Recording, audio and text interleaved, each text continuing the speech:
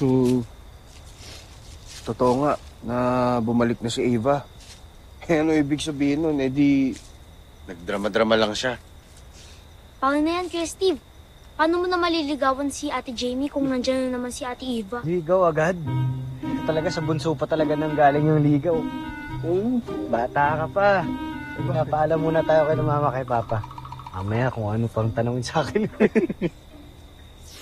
Ma, Pa, love you.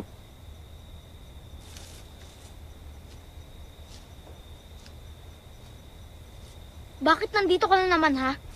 Naghahanap ka na naman ng away? Relax. Hindi naman ako nagpunta dito para makipag-away sa inyo.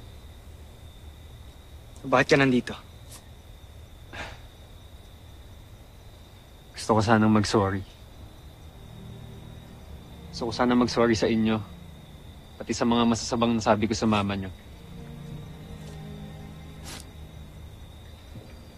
Truth be told, naiinggit kasi ako sa inyo. Lagi ko kasi nakikita kung gaano ka-ideal na mother si Mrs. Armstrong. Isang loving and caring na mother. Nakakala ko wala ako. I was wrong. I was very wrong. Kagaya rin pala ng mama nyo yung nanay ko. Pareha silang nag-sacrifice ng buhay nila para maligtas ang family nila. Maligtas. Oo, Big Rick. Long story, pero okay naman na ako. Hindi na ako naiinggit sa inyo. Kaya, sorry talaga. And I hope maging okay na tayong lahat.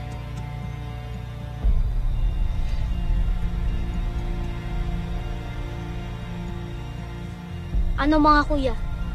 Makikipag-peace na ba tayo kay Kuya Frenemy? Ma'am.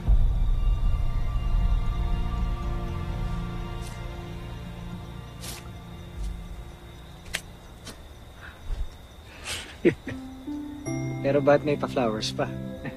Para kay Mrs. Armstrong sana. Big Rick. Yun lang. Joke lang. Joke lang. Little John, sorry. Ngayon lang, Kuya Mark. Bigay ko na itong flowers sa mami niyo.